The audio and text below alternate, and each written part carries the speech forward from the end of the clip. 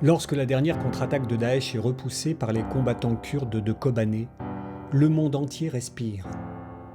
Avec leurs combattantes féminines, et non voilées, les Kurdes font figure de mouvement laïque et moderne face aux barbus aux méthodes médiévales. Mais comme souvent, les choses sont un peu plus compliquées. Divisés administrativement, géographiquement, politiquement et même culturellement entre ces vallées iraniennes, syriennes, irakiennes et turques, le Kurdistan est multiforme. Château d'eau de la région, il est vital pour chacun des pays qui en possèdent une partie.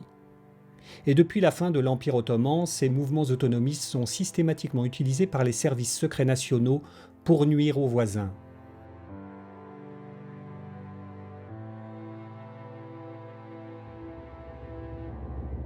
C'est ainsi que le PKK des débuts, qu'on peut qualifier de parti communiste kurde, était soutenu par le KGB pour déstabiliser la Turquie, pilier sud de l'OTAN. Le soutien passait par des armes, des explosifs, de l'argent, des formations et surtout par Damas, qui, du temps d'Hafez al-Assad, est le principal point d'ancrage soviétique dans la région. La Turquie, les États-Unis et l'Union européenne classent le PKK parmi les organisations terroristes, ce qui n'empêche pas que la revendication d'une autonomie kurde soit tout à fait justifiable. D'ailleurs, l'OTAN et l'UE soutiennent les Kurdes en Irak, où Saddam Hussein gaze indistinctement rebelles et villages entiers avec le soutien discret de Moscou. Deux poids, deux mesures, d'un côté comme de l'autre. De nombreux militants du PKK sont aussi réfugiés en Europe. Lorsque l'URSS s'écroule, Damas prend le relais du soutien au PKK. Mais après de longues années passées à Damas et dans la région de Kobané où se trouvent les bases arrières du PKK, c'est au Kenya que son chef, Abdullah Öcalan, est arrêté par un commando turc aidé d'agents israéliens. Après la chute du mur, le marxisme-léninisme devient un handicap pour un mouvement de libération nationale.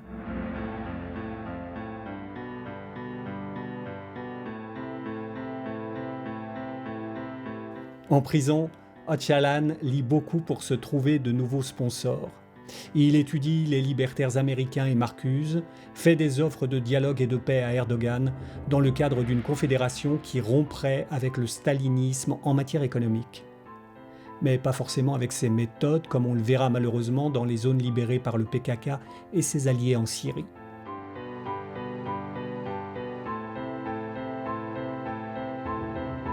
Pour conforter son pouvoir interne, Erdogan a besoin d'un ennemi et ce sera le PKK. Les négociations sont rompues. Au début, la jeunesse kurde participe activement à la rébellion syrienne avec les trotskistes, les athées et les laïcs de toute confession qui sont le fer de lance du mouvement.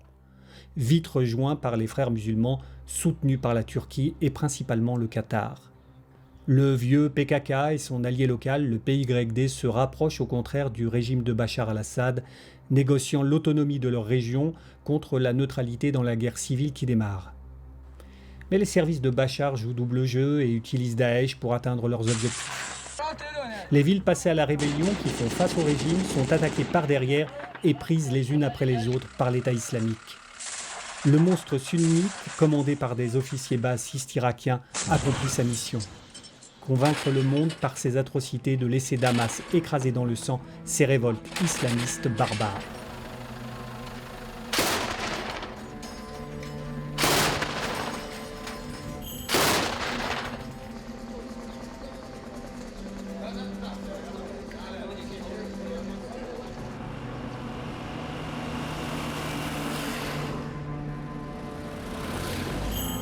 Mission accomplie, le régime de Damas reprend peu à peu possession de ses territoires, y compris contre Daesh, grâce à la protection aérienne russe. En échange, le Kremlin reçoit gratuitement, pour 50 ans renouvelables, la jouissance de sa base navale de Tartous et d'une importante base aérienne, qu'il doit défendre presque chaque jour à coups de missiles antiaériens à 800 000 $ pièce, contre des drones armés rebelles qui en valent à peine 1000. Ce qu'on appelle une guerre d'usure. Moscou raisonne à l'ancienne, prête à tout pour étendre sa domination territoriale sur des zones stratégiques, industrielles ou pétrolières. Ce qui pousse Moscou et Téhéran à essayer d'encercler l'Arabie Saoudite tout en occupant les terres où passeront les gazoducs, en Géorgie ou en Syrie. Retourner la Turquie, jusque-là pilier de l'OTAN, serait un plus appréciable. Boudé par Paris qui tient Istanbul à l'écart de l'UE, Erdogan est cajolé par Poutine, qui lui vend une centrale nucléaire et l'autorise à écraser les Kurdes en plus de lui offrir la région d'Idleb en Syrie pour y accueillir et sanctuariser le refuge des anti-Bachar. Quitte à prévoir le ralliement au régime des forces démocratiques syriennes à dominante kurde lâchées par les Américains. Trump n'ayant rien à refuser à son ami Poutine.